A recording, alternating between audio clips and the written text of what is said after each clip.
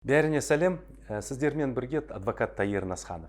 Мен бизнесті қорғауға маманданамын. Бүгін мен егер сізге қатысты сотқа дейінгі тергеу басталған болса, неден бастау керектігі туралы айтатын боламын.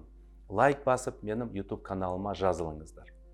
Бізде қазіргі таңда 1 қаңтардан 15 жылға дейін, яғни соңғы қылмыстық процестік кодекске заңды күшіне енгенге дейін болғандай тергеуге дейінгі тексеру жүргізілмейді.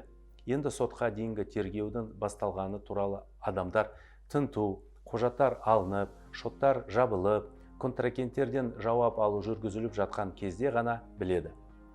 Алайда қылмыстық істің ашылғаны туралы нақты белгілер арқылы анықтауға болады. Бұл туралы кәсіпкерге банктерден, мемлекеттік кіріс органдардан сұрау салулардың көптеп түсу куәландыру мүмкін. Кәсіпкер мұны сезгеннен кейін бірден бухгалтерлік есепті тексеруді қамтитын компанияның аудитін өзі жүргізу керек. Оның үстіне мұндай тексерулерде тәжірибелі адамды сырттан шақырғаны дұрыс. Онымен бірге экономикалық қылмыстық істерге мамандарылған адвокат құжаттаманы тексерген кезде құқықтық аудит жүргізу керек. Өйткені тергеуші кейін оған өзінің айыптау призмасы арқылы қарайды. Кәсіпкер адвокатына барлық ашық айтқаны абзал.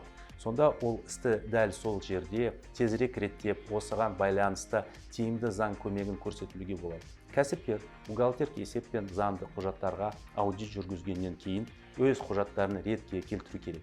Бәрін сканерлеп, серверді кеңсе аумағынан тыс жерге көшіргені дұрыс. Келесі қадам ұжыммен жұмыс. Бұл жерде адвокат қайтадан өзі клиентпен, яғни компанияның меншік иесімен немесе директормен жұмыс жасап, оған қызметкерлермен қарым-қатынас жасауды тапсыру керек. Неліктен бұл маңызды? Себебі тергеуші мықты адвокаттарды әртүрлі заңсыз әдістермен істен шығаруға тырысады. Олар әдейі жалған айғақ беруге мәжбүрлеу сияқты себеп табады. Мысалы, қызметкер адвокат оны осылай айтуға бұйырды деп айтуға мүмкін. Егер кәсіпкер осы 3 кеңесті орындаса, болашақта көптеген мәселелерден аулақ болуға болады. Сонымен, егер сізге қатысты сотқа дейінгі тергеу басталса, шаралар тақырыбын осымен аяқтайын. Сізбен бірге адвокат Тайыр Насханов болды. Мен бизнесті қорғауға маманданамын. Егер бизнес ролик немесе бизнесті қорғауды тақырыбында сұрақтар туындаса, комментарийінде жазыңыз. Мен жауап беруге тырысамын. Лайк басып, мені YouTube каналыма жазылыңыздар.